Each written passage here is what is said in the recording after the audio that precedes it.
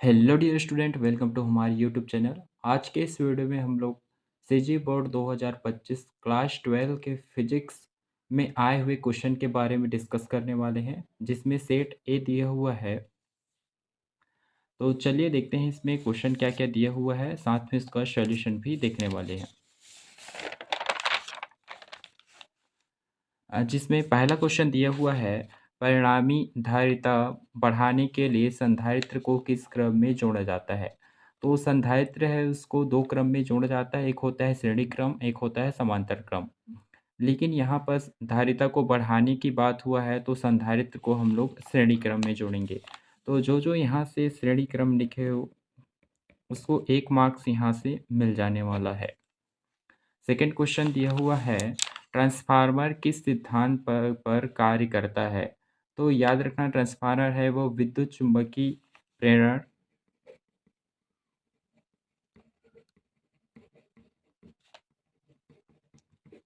तथा अन्योन्य प्रेरण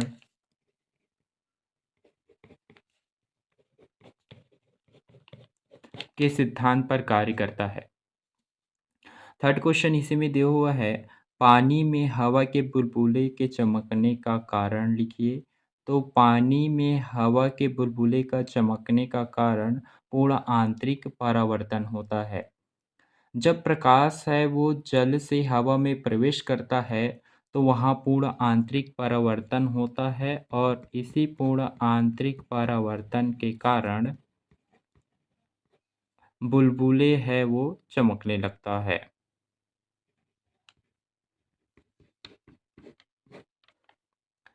गतिमान फोर्थ क्वेश्चन दिया हुआ है, गतिमान इलेक्ट्रॉन से संबंधित डी ब्रागली तरंगदैर्ध्य के अस्तित्व की पुष्टि किस प्रयोग द्वारा की जाती है। तो याद रखना इसको, डेविसन जर्मन प्रयोग के द्वारा।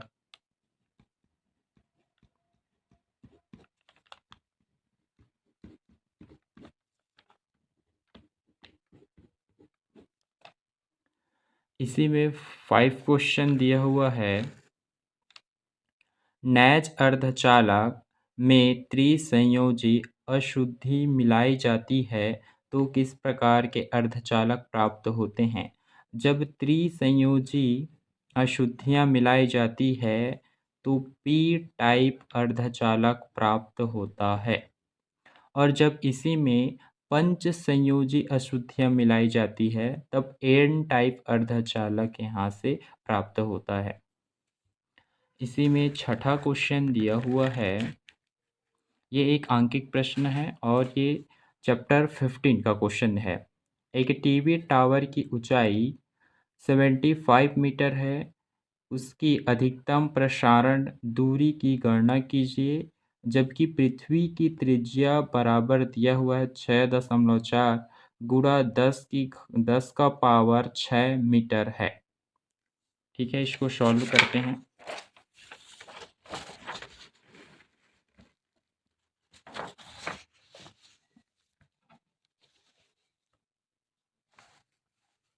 हमारे पास क्या क्या दिया हुआ है उसको सबसे पहले देखते हैं। तो हमारे पास टीवी टावर की ऊंचाई दिया है, ऊंचाई को एच से प्रदर्शित करते हैं और एच बराबर दिया हुआ है यहाँ 75 मीटर। आगे चलते हैं, आगे ये दिया हुआ है पृथ्वी की त्रिज्या बराबर 6.4 गुणा 10 का पावर 6 मीटर दिया हुआ है। पृथ्वी की त्रिज्या और त्रिज्या को आर से प्रदर्शित करते हैं, आर बराबर दिया हुआ है 6.4 गुणा 10 की घात 6 मीटर। इसका फॉर्मूला आता है, डी बराबर होता है √2r इंटू एच। डी यहाँ पास, डी जो है वो उसकी अधिकतम प्रसारण दूरी होता है। ये डी है वो क्या होता है, दूरी होता है, और इसी को ज्ञात करने के लिए बोला भी है। तो टी बराबर मान रख देते हैं यहाँ से, ये 2 हो गया। आर का वैल्यू दिया है यहाँ से 6.4 गुणा 10 की घात 6 जबकि h का वैल्यू क्या दिया हुआ है, तो h का वैल्यू यहाँ पर दिया हुआ है 75 मीटर।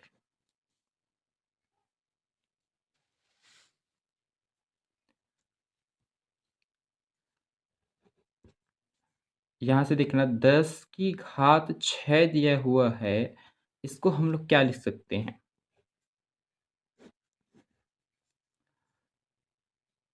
ध्यान से देखना, 75 का गुणा यदि मैं 2 के साथ करता हूँ तो 75 दूनी होता है 150। गुणा का चिन्ह है तो गुणा करेंगे। 6.4 है तो ये हो गया 6.4 गुणा 10 की घात 6 को मैं लिख सकता हूँ 10 की घात 3 गुणा 10 की घात 3। जब बेस सेम होता है तो घात आपस में जुड़ता है, तो ये 3 में से 3 जोड़ेंगे तो हो जाएगा ये 6। इस रूट से जो बाहर निकल रहा है इसको बाहर करते हैं तो देखना 10 की घात 3 यहाँ भी है, 10 की घात 3 यहाँ भी है। यदि 2 बार दिया है तो एक बार 10 की घात 3 है वो यहाँ से बाहर हो जाएगा। बचा अंदर में क्या, तो 6.4 बचा हुआ है गुणा 150 दिया है, हम लोग 150 को ए भी तो लिख सकते हैं 10 गुणा 15, क्योंकि 15 दाहम कितना होता है, 150 होता है। ये बाहर हुआ है। एक संख्या के बाद दशमलव है और एक जीरो है, यदि इसका गुणा कर देता हूँ तो दशमलव हट जाता है। ये हो गया 64 गुणा 15। 64 होता है वो 8 का घात होता है। काम करते हैं उसको बाहर करते हैं तो ये 10 की घात 3 हो गया। ये 8 का घात है तो 8 यहाँ से हो जाएगा बाहर। रूट में क्या बचा, 15, और ये आपका क्या बन गया, आंसर। तो दूरी हम लोग को क्या मिला, 8 गुणा 10 की घात 3 रूट 15 दिया हुआ है। ठीक है, अगली क्वेश्चन की ओर चलते हैं। अगला क्वेश्चन दिया हुआ है, ये 2 नंबर के लिए दिया हुआ है। एक अभिसारी लेंस की फोकस दूरी a और एक अपसारी लेंस की फोकस दूरी b एक साथ समक्षता संयोजित है। दोनों के परिणामी संयोजकता की फोकस दूरी तथा प्रकृति बताइए, जबकि a बराबर है b का। ये 2 मार्क्स का क्वेश्चन दिया हुआ है। 8 क्वेश्चन देखते हैं यहाँ पे। 8 क्वेश्चन हमारा दिया हुआ है, ओमी प्रतिरोध और अनओमी प्रतिरोध में 2 अंतर लिखिए। देखो नाम से ही समझना, ओमी शब्द आया है मतलब जो ओम के नियम का पालन पूर्णतः करता हो उसको बोलेंगे ओमी प्रतिरोध, और जो ओम के नियम का पालन पूर्णतः नहीं करता हो उसको बोलते हैं अनओमी प्रतिरोध। ये पहला अंतर हो गया। सेकेंड अंतर ये भी लिख सकते हैं कि ओम का नियम का पालन करता है तो विभवांतर और धारा के मध्य हम लोग आरेख खींचते हैं तो सीधा प्राप्त होता है। जैसे मेरे पास विभवांतर है और धारा है, दोनों के मध्य आरेख खींचता हूँ तो ये सीधा प्राप्त होता है, सरल रेखा प्राप्त होता है। और यहाँ पर सरल रेखा है वो प्राप्त नहीं होता। यहाँ यदि हम लोग खींचते हैं रेखा तो यहाँ पर सरल रेखा है वो प्राप्त नहीं होता है। यहाँ सरल रेखा प्राप्त होता है। ओमी प्रतिरोध में सरल रेखा प्राप्त होता है और अनोमी प्रतिरोध में सरल रेखा प्राप्त नहीं होता। ये क्वेश्चन 8 दिया हुआ है। ये 2 मार्क्स का क्वेश्चन था। 2 अंतर लिखे हो तो 2 मार्क्स यहाँ से मिल जाने वाला है। अगला क्वेश्चन दिया हुआ है, धारा को परिभाषित कीजिए तथा एस आई मात्रक लिखिए। धारा, विद्युत धारा को यहाँ परिभाषित करने बोला है। तो किसी चालक के परिच्छेद में आवेश प्रवाह की दर को हम लोग धारा कहते हैं और एसआई मात्रक इसका एम्पियर होता है। यदि आप लोग इतना लिखे हो तो आप लोग को 2 मार्क्स यहाँ से मिल जाने वाला है। 10 क्वेश्चन है वो लेटेस्ट नया क्वेश्चन है। क्या किसी पदार्थ में 2.6 कूलाम आवेश हो सकता है, कारण बताइए। 2 मार्क्स का क्वेश्चन है और ये क्वेश्चन है बिल्कुल नया क्वेश्चन है, नया पैटर्न से इसको पूछा गया है। देखते हैं क्या होता है यहाँ। फर्स्ट चैप्टर का ये क्वेश्चन दिया हुआ है। देखो क्या दिया है उसको देखते हैं। हमारे पास पदार्थ, क्या किसी पदार्थ में 2.6 कूलाम आवेश हो सकता है। तो आवेश का वैल्यू दे दिया है आवेश Q बराबर 2.6 कूलम। कारण बताइए बोला है, देखते हैं ध्यान से। तो आवेश के क्वांटिमीकरण से हम लोग फॉर्मूला जानते हैं, Q बराबर होता है N और E होता है। Q का वैल्यू हमारे पास है 2.6 गुणा N क्या होता है, N इलेक्ट्रॉनों की संख्या होता है, और E क्या होता है, एक इलेक्ट्रॉन पर आवेश होता है। तो एक इलेक्ट्रॉन पर आवेश होता है 1.6 गुणा 10⁻⁻19 कूलम होता है। ठीक है, इसको सॉल्व करते हैं। एन है यहाँ पास दिया हुआ है, इसको मैं इधर ट्रांसफ़र करता हूँ तो ये हो गया 2.6। दिख रहा है इन दोनों के बीच में गुणा हो रहा है। अगर इधर ट्रांसफ़र करूँगा तो ये किस में जाने वाला है, भाग में जाने वाला है। ये एन दिया हुआ है। 10⁻⁻19 को मैं ऊपर ले जाता हूँ। ऊपर ले जाने से याद रखना है, ये पावर में जो भी माइनस रहता है वो प्लस हो जाता है, और प्लस रहता है वो क्या हो जाता है, माइनस हो जाता है। मतलब यहाँ से चिन्ह है वो परिवर्तित होता है। तो यहाँ से चिन्ह है वो परिवर्तित हो जाएगा, यहाँ से केवल और केवल क्या हो जाएगा, 19 हो जाएगा। नीचे में क्या बचा है, तो नीचे में बचा है 1.6 और बराबर में दिया है n। एक संख्या के बाद दशमलव है, एक संख्या के बाद यहाँ भी दशमलव है। दशमलव यहाँ से हटा देते हैं ऊपर नीचे से।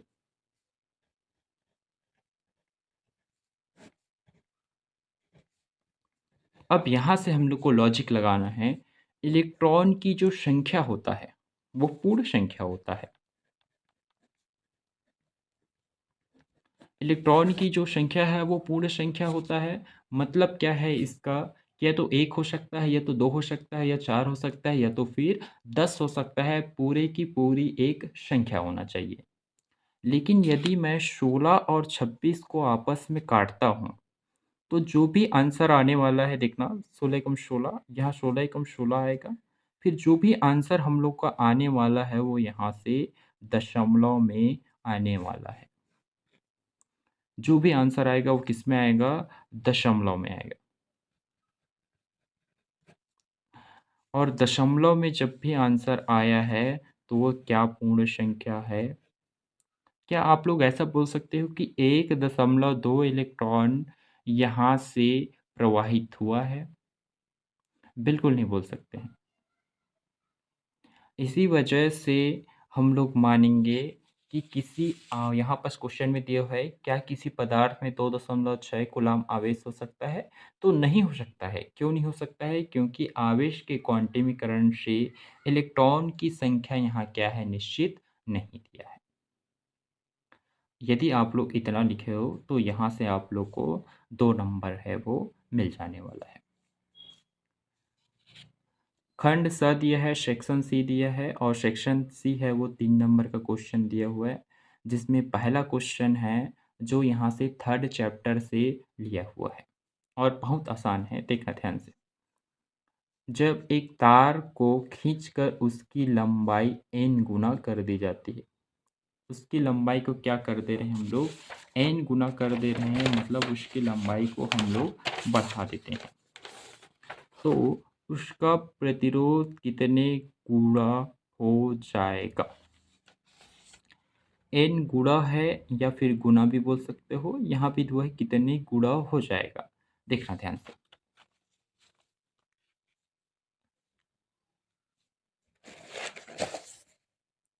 हमारे पास प्रतिरोध है, उसका फॉर्मूला आता है R बराबर होता है ml बटे n e के स्क्वायर a, और ये होता है टाउ।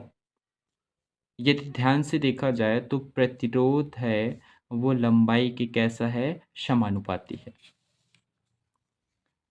ये R का कैसा है, समानुपाती है। कौन है वो, लंबाई है वो। यदि हम लोग लंबाई को n गुना कर दिया जाता है, n के साथ उसका गुना कर दें, तो यहाँ प्रतिरोध पर क्या प्रभाव पड़ेगा, तो प्रतिरोध है वो इसके n के स्क्वायर गुना हो जाने वाला है। यदि लंबाई को हम लोग n गुना कर देते हैं तो प्रतिरोध है वो n के स्क्वायर गुना यहाँ से हो जाता है। क्यों होता है, क्योंकि एक दूसरे का ये क्या है, समानुपाती है। यदि आप लोग इतना लिखे हो तो आप लोग को 3 नंबर यहाँ से मिल जाने वाला है। अगला क्वेश्चन है हमारे पास, अगला क्वेश्चन दिया हुआ है, दंड चुंबक और धारावाही प्रणालिका में 3 अंतर लिखिए। यह चैप्टर 5 का क्वेश्चन है। देखते हैं ध्यान से, इसको समझते हैं। तो हमारे पास रहेगा एक तरफ दंड चुंबक और दूसरे तरफ रहेगा धारावाही प्रणालिका।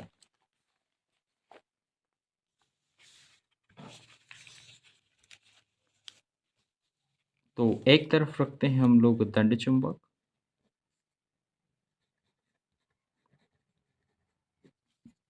और दूसरी तरफ रखते हैं धारावाही प्रणालिका।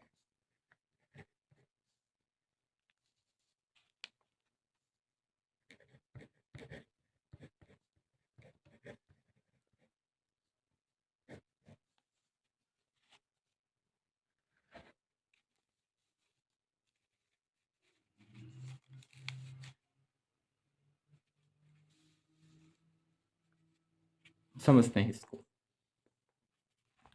दंड चुंबक जो होता है वो स्थायी चुंबक होता है। दंड चुंबक होता है वो कैसा होता है? स्थायी चुंबक होता है। ये पहला अंतर हो जाएगा यहाँ से।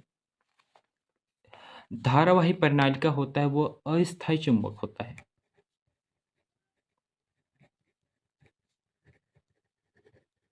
देखो थोड़ा नाम से ही समझना है यहाँ से।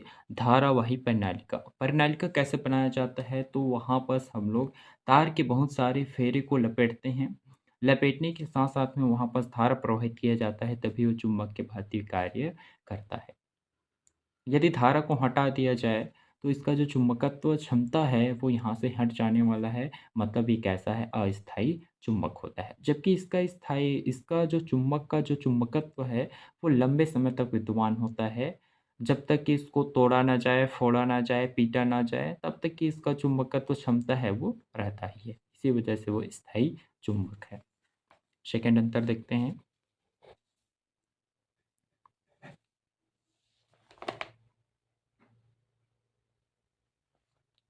जो चुंबक होता है एन और एस, इसके सिरों के मध्य जो चुंबकत्व है वो अधिक होता है। तो यहाँ लिख सकते हैं हम लोग कि सिरों के मध्य या सिरों पर चुंबकत्व अधिकतम तथा मध्य में बोल रहा हूँ मतलब बीच में इसका जो चुंबकत्व होता है वो कम होता है। ये सेकेंड अंतर बन गया। धारावाही प्रणालिका में क्या होता है? तो धारावाही प्रणालिका में ये जो धारावाही प्रणालिका में चुंबकत्व क्षमता है वो किस पर निर्भर करता है? तो वो धारा पर निर्भर करता है। धारा पर निर्भर कौन करता है? इसकी चुंबकत्व।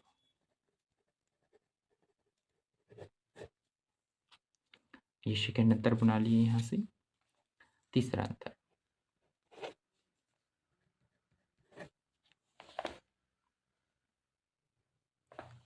इसकी जो सिरों में ध्रुवण नियत होता है। सिरों में ध्रुवण जो है वो नियत होता है।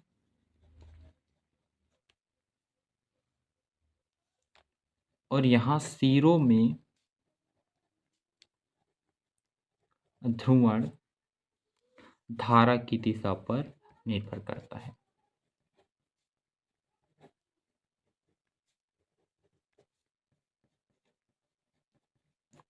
यदि आप लोग इतना 3 अंतर लिखे हो तो आप लोग को 3 नंबर यहाँ से मिलने वाला है।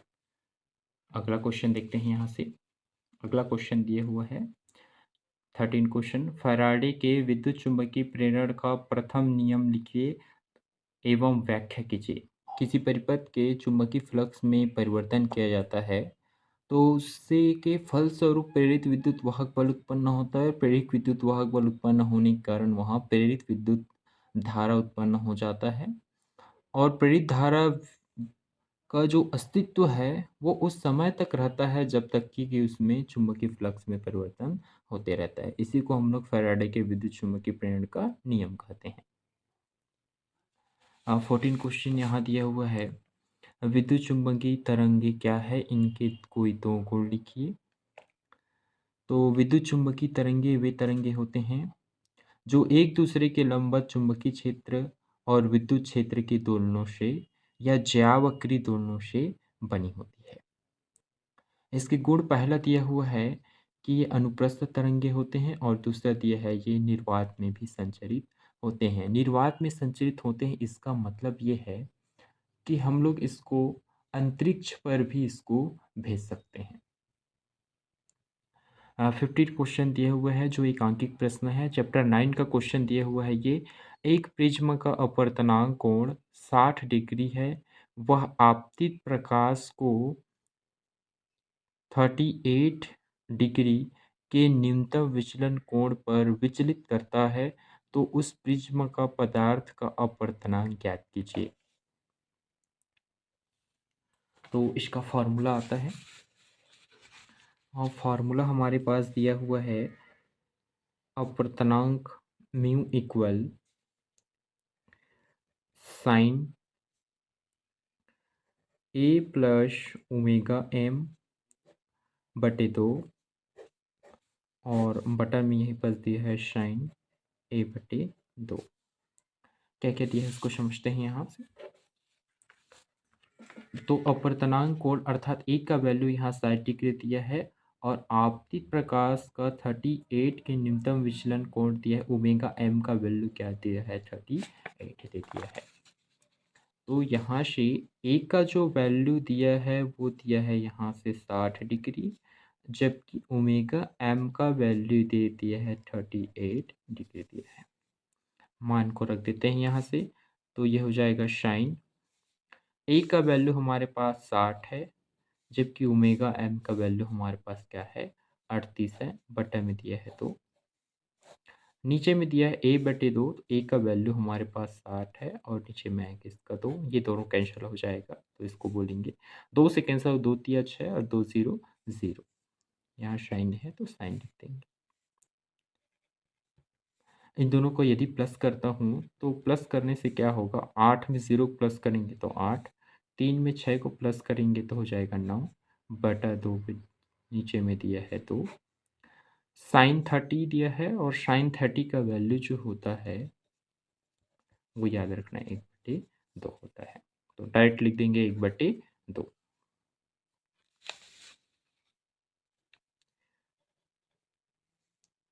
ये दोनों काटता हूँ, देखना ध्यान से, 2 एकम 2, 2 चौक यहाँ से हो गया 8, यहाँ से 1 बचा तो हो गया 18 और 2 ये कितना होता है 18। तो मेरे पास यहाँ पास बचा क्या है, तो यहाँ बचा है साइन 49 बटा नीचे में बटा है 1/2। 49 का वैल्यू आपके क्वेश्चन में ही दे दिया है, साइन 49 इक्वल, देखना ध्यान से क्वेश्चन को, ये दिया है 0.7547, तो लिख देते हैं 0.7547 दे दिया है। ठीक है, इसका वैल्यू रख देते हैं यहाँ से, तो म्यू इक्वल हो जाएगा यहाँ से 0.7547 बटे 1/2।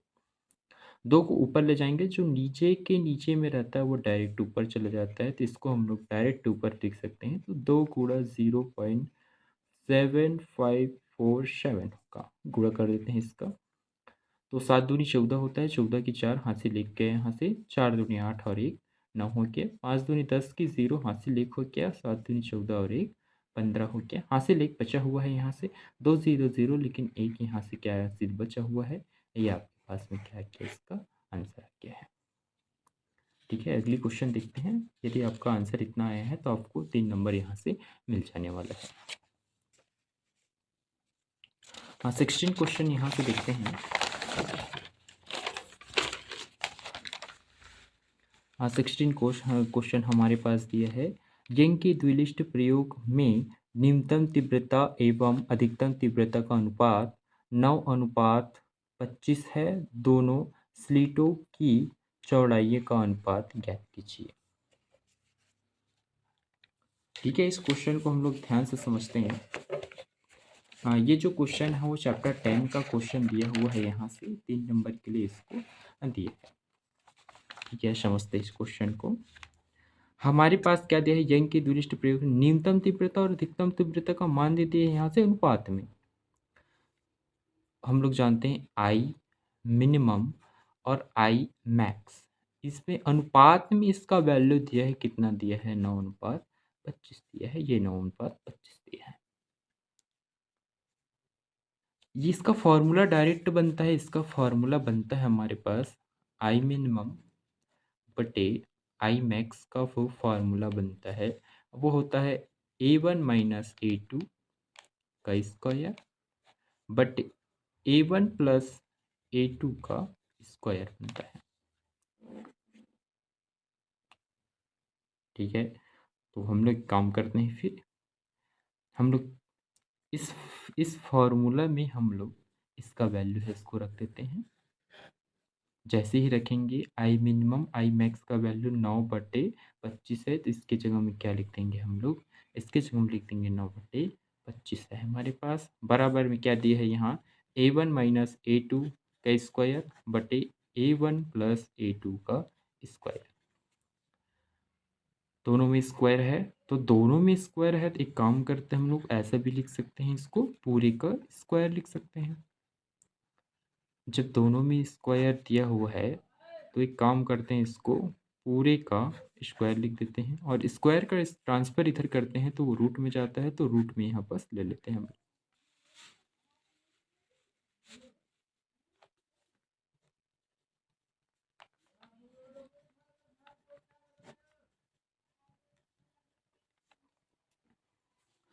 नौ का रूट में अगर देखा जाए तो 9 होता है वो 3 का स्क्वायर होता है, रूट यहाँ से हट गया, और ये होता है 5 का स्क्वायर होता है, और यहाँ से ये रूट भी हट जाने वाला है। ठीक है, इसका गुणा कर देते हैं। इसका गुणा हम लोग इसके नीचे का गुणा इस ऊपर के साथ करेंगे, और इस नीचे का गुणा इस ऊपर के साथ करेंगे। A1 का गुणा 3 के साथ करते हैं तो ये हो जाएगा 3A1, प्लस का चिन्ह है तो प्लस। A2 का गुणा 3 के साथ करते हैं तो 3A2 हो गया।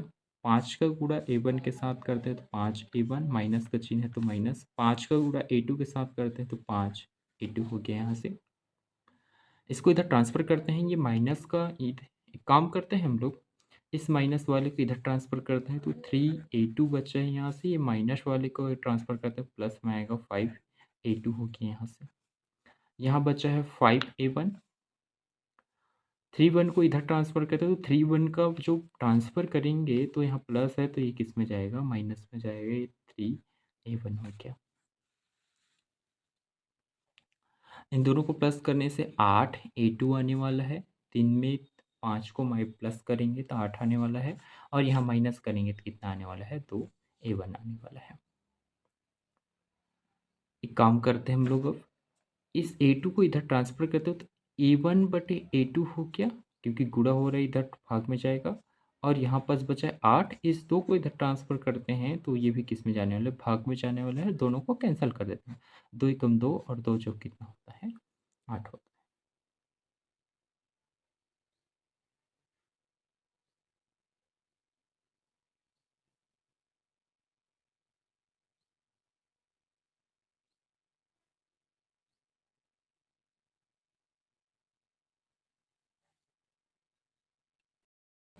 जैसे ही कट करें तो आंसर है यहाँ से, ऊपर में बचा है 4 और नीचे में बचा है 1। ये A1 और A2 का वैल्यू आके निकल के आ गया है। अब हम लोग जानते हैं यहाँ से कि A1 और I1 बटे I2 का वैल्यू होता है वो A1 और A2 के वैल्यू का स्क्वायर होता है। इसका वैल्यू रख देते हैं यहाँ से, तो 4/1 होगा, और इसका स्क्वायर हो गया। जैसे स्क्वायर हुआ तो स्क्वायर करने से 4 का स्क्वायर होता है 16/1 हो जाएगा। चूँकि हम लोग जानते हैं I1 है अनुक्रमानुपाती होता है बीटा 1 का, और I2 है वो अनुक्रमानुपाती होता है किसका, बीटा 2 का। तो हम लोग I1 की जगह में बीटा 1 और I2 की जगह में बीटा 2 रख सकते हैं। इसका वैल्यू आया 16/1 और ये इसका क्या बन जाएगा, आंसर बन जाएगा। हाँ, 16/1 आया है, ये क्या बन जाएगा, इसका आंसर बन जाने वाला है।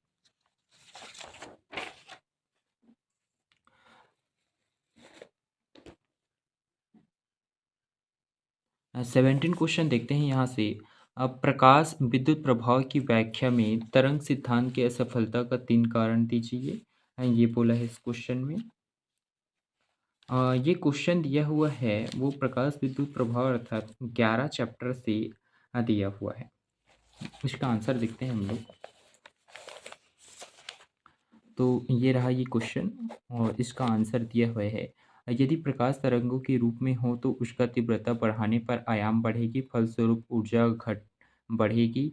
यह ऊर्जा धातु के इलेक्ट्रॉनों को प्राप्त होगी, जिससे उत्सर्जित इलेक्ट्रॉन की ऊर्जा बढ़ेगी, किंतु प्रकाश विद्युत प्रभाव में ऐसा नहीं होता है। ये पहला दिया हुआ है, ये दूसरा और तीसरा 3 कारण दिए हुए हैं। यहाँ से पेज नंबर आप लोग देखना चाहते हो परीक्षा सार में देख सकते हो 231 में दिया हुआ है। ठीक है। इसी के अगला क्वेश्चन दिया हुआ है, अल्फा क्षय और बीटा क्षय को उदाहरण सहित समझाइए या स्पष्ट कीजिए। ये बोला है, ये 3 नंबर का क्वेश्चन दिया हुआ है और ये क्वेश्चन है वो चैप्टर 14 से पूछा गया है, 13 से पूछा गया है, नाभिक से। नाभिक से एक क्वेश्चन आता है और नाभिक से ये क्वेश्चन पूछा गया है। ठीक है, इस क्वेश्चन को समझते हैं हम लोग। अल्फा क्षय और यहाँ पर बोला है बीटा क्षय। क्षय का मतलब क्या होता है इसको पहले समझो। क्षय मतलब होता है यहाँ से हानि। ठीक है, समझते हैं इस क्वेश्चन को। अल्फा क्षय,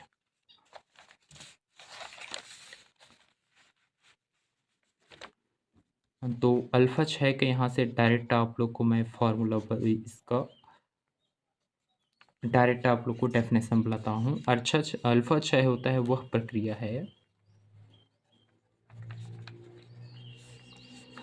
जिसमें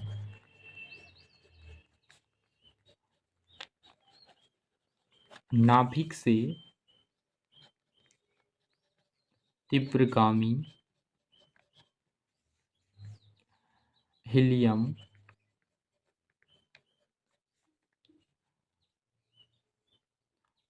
उत्सर्जित होते हैं।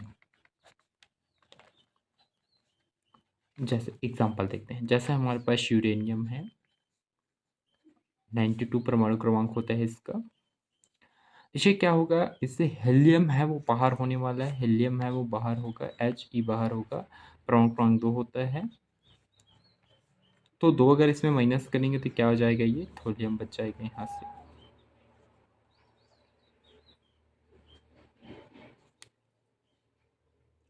हाँ, इस प्रक्रिया को बोलते हैं अल्फा क्षय है, बीटा क्षय। दूसरा हमारे पास है बीटा क्षय। बीटा क्षय वह प्रक्रिया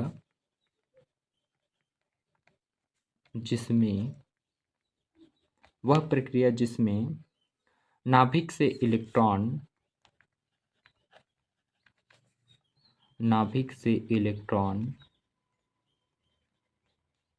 क्या होता है, यहाँ से नाभिक से इलेक्ट्रॉन उत्सर्जित होता है, स्वतः उत्सर्जित होता है, स्वतः उत्सर्जित। कैसे देखते हैं ध्यान से। जैसे Na है हमारे पास, परमाणु क्रमांक 11 है। इससे क्या होता है, एक इलेक्ट्रॉन यहाँ से उत्सर्जित होता है, निकलता है यहाँ से, तो उसको बोलेंगे बीटा क्षय है। ठीक है, अगले क्वेश्चन की ओर चलते हैं हमारे पास। तो अगली क्वेश्चन दिया हुआ है, बोर की परमाणु प्रतिरूप की कमियां का उल्लेख कीजिए। तो बोर के परमाणु जो यहाँ से क्वेश्चन दिया हुआ है वो चैप्टर 12 से क्वेश्चन दिया हुआ है। 12 चैप्टर का ये क्या है, क्वेश्चन है। ये हमारे पास क्वेश्चन का आंसर दिया हुआ है। बोर के परमाणु मॉडल में निम्न कमियां था। यदि आप लोग 3 कमी को लिखे तो आप लोग को 3 नंबर मिलने वाला है। जिसमें पहला दिया हुआ है, इस मॉडल द्वारा केवल एक इलेक्ट्रॉन वाले परमाणु जैसे हाइड्रोजन, आयनित हीलियम आदि के स्पेक्ट्रम की व्याख्या की जा सकती है। दूसरा दिया है, जब स्पेक्ट्रमी रेखाओं का अध्ययन उच्च विभेदन क्षमता वाले स्पेक्ट्रोग्राफी से किया जाता है तो पता चलता है कि प्रत्येक स्पेक्ट्रमी रेखा पास-पास स्थित कई रेखाओं से मिलकर बनी होती है। इस मॉडल द्वारा इन रेखाओं को उत्पत्ति के कारण की व्याख्या नहीं की जा सकी है। तीसरा दिया है, कुछ विशेष स्पेक्ट्रमी रेखाओं की तीव्रता अधिक और कुछ स्पेक्ट्रमी रेखाओं की तीव्रता कम होती है। बोर के परमाणु मॉडल द्वारा इस तथ्य को व्याख्या नहीं किया जा सकती है। यदि आप लोग इन तीनों को लिखे तो आप लोग को 3 नंबर यहाँ से मिलने वाला है। ये छत्तीसगढ़ 2020 सेट सी में भी पूछा गया है इस क्वेश्चन को। अगला क्वेश्चन दिए हुए है, पी-एन संधि डायोड के अग्र अभिनत एवं पश्च अभिनत में 3 अंतर लिखिए। ये रहा इस क्वेश्चन का आंसर। पी-एन संधि डायोड दिया है, अग्र अभिनत और पश्च अभिनत दिया हुआ है, जिसमें जब पी-एन संधि डायोड का पी प्रकार का अर्धचालक उच्च विभव पर व एन प्रकार का अर्धचालक निम्न विभव पर हो, और पश्च में क्या होता है, जब पी-एन संधि डायोड का एन प्रकार अर्धचालक उच्च विभव पर व पी प्रकार अर्धचालक निम्न विभव पर हो। दूसरा दिया, इस स्थिति में डायोड में धारा बहती है और इस स्थिति में डायोड में धारा नहीं बहती है। अगला जो क्वेश्चन दिया हुआ है वो एंड गेट का लॉजिक प्रतीक एवं सत्यता सारणी बनाइए। ये क्वेश्चन दिए हुआ है। ये क्वेश्चन है वो 14 चैप्टर से ही पूछा गया है। लॉजिक गेट से ही इस क्वेश्चन को पूछा गया है।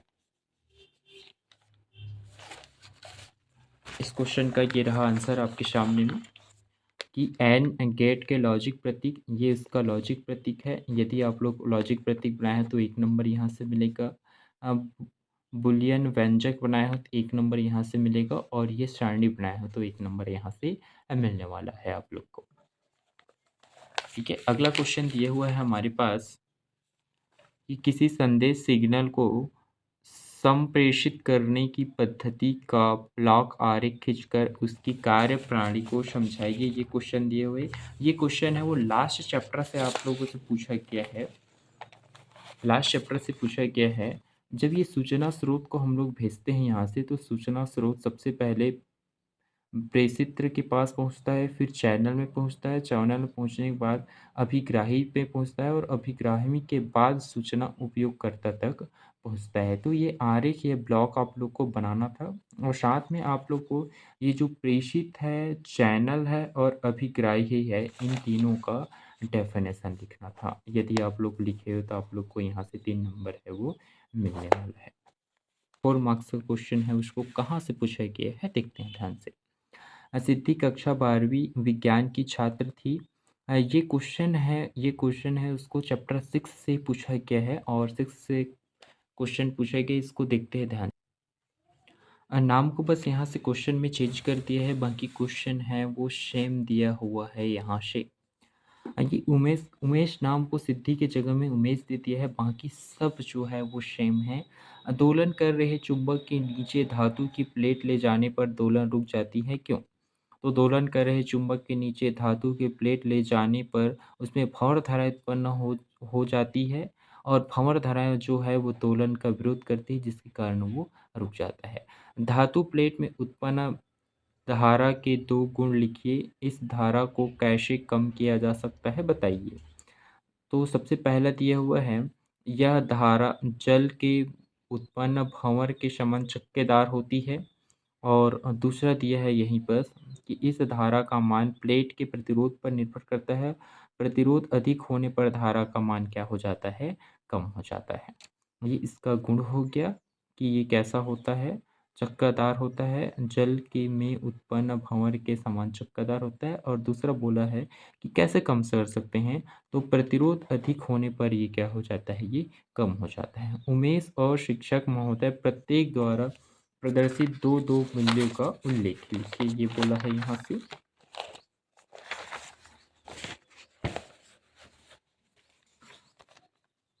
तो उमेश बुद्धिमान एवं जिज्ञासु है, जानने की इच्छा रखने वाला है। और विज्ञान शिक्षक विषय विशेषज्ञ है कि वो जानकार है वो, और छात्रों का हित चिंतक है, वो छात्रों के हित के क्या करता है, चिंता करता है। इसी का अथवा भी दिया है, सृष्टि स्कूल जाने के लिए साइकिल का उपयोग करती है। उसने अपने भौतिक कक्षा में विद्युत चुम्बकीय प्रेरण का अध्ययन किया। उसे एक विचार आया। उसने साइकिल के एक्सल के साथ एक छोटा डायनेमो और एक एलईडी लगाया। इस तरह सवारी के दौरान एलईडी की चमकने का आनंद लेती है। ये क्वेश्चन है वो चैप्टर 7 का क्वेश्चन दिया हुआ है और अथवा में पूछा गया था। बाकी आप लोग को 5 मार्क्स का खंड ई में 5 मार्क्स का क्वेश्चन मिलेगा और 5 मार्क्स का क्वेश्चन तो बहुत ही आसान दिया है। समांतर प्लेट संधारित्र की धारिता के लिए व्यंजक स्थापित कीजिए। जबकि प्लेटों के बीच का माध्यम आंशिक रूप से परावैद्युत माध्यम से भरा है। यदि इनके मध्य धातु की पट्टी पूर्ण रूप से भरी जाए तो धारिता पर क्या प्रभाव पड़ेगा? ये दिया है। इसकी का अथवा दिया है, यहाँ से अथवा में दिया है। जो गास के प्रमेय का अनुप्रयोग है इसको दे दिया है और गोली चालक खोखले गोली चालक के कारण विद्युत क्षेत्र की तीव्रता निम्न स्थितियों में ज्ञात करने के लिए बोला है। जब गोली के बाहर हो, जब बिंदु है वो गोली के बाहर हो, गोले के पृष्ठ पर हो और गोले के भीतर पर हो। 25 क्वेश्चन दिया है। यंग के दुलिष्ट प्रयोग में फ्रिंज की चौड़ाई के लिए व्यंजक उत्पन्न कीजिए। ये चैप्टर 10 का क्वेश्चन दिया है। इसी के अथवा में आप लोग को खगोलीय दूरदर्शी दे दिया है। खगोलीय दूरदर्शी बहुत ईएमपी था इस साल के लिए और ये यहाँ से आया हुआ है। लास्ट क्वेश्चन हमारे पास दिया हुआ है और लास्ट क्वेश्चन हमारे पास चैप्टर 5 से पूछा गया है दोनों क्वेश्चन को। 26 क्वेश्चन, साइक्लोट्रॉन का वर्णन कीजिए। यदि साइक्लोट्रॉन का उपयोग संरचना बनाए हो तो 1 नंबर मिलेगा। सिद्धांत और कार्यविधि लिखे हो 2 नंबर मिलेगा और आवर्तकाल और अधिकतम गतिज ऊर्जा के लिखे हो तो 2 नंबर मिलेगा और टोटल अगर तीनों बनाए हो तो यहाँ से आप लोग को 5 नंबर मिलने वाला है। इसी के अर्थों में पूछा गया था, दो समांतर धारावाही चालकों के मध्य प्रति एकांक लंबाई पर लगने वाले बल के लिए व्यंजक स्थापित कीजिए। बल की प्रकृति क्या होगी यदि दोनों चालकों में धारा समान दिशा में प्रवाहित हो और दोनों चालकों में धारा विपरीत दिशा में प्रवाहित हो? सबसे पहले व्यंजक बनाना है। व्यंजक में आप लोग को 3 नंबर मिलने वाला है। फिर ये स्थिति 2 स्थिति दी है जिसमें 1-1 नंबर यहाँ से दिया हुआ है। यदि आप लोग व्यंजक उस बनाया है तो आप लोग को केवल और केवल यहाँ से 3 नंबर है वो मिलने वाला है। वीडियो अच्छी लगी हो तो लाइक और सब्सक्राइब ज़रूर कर देना। Thank you for watching.